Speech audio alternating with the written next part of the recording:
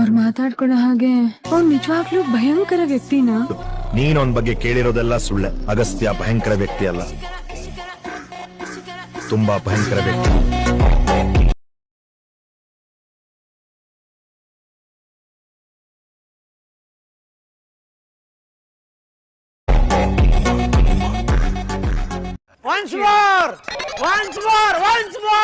ಅವ್ರು ಮಾತಾಡ್ಕೊಳ್ಳೋ ಹಾಗೆ ಅವ್ನು ನಿಜವಾಗ್ಲೂ ಭಯಂಕರ ವ್ಯಕ್ತಿನಾ?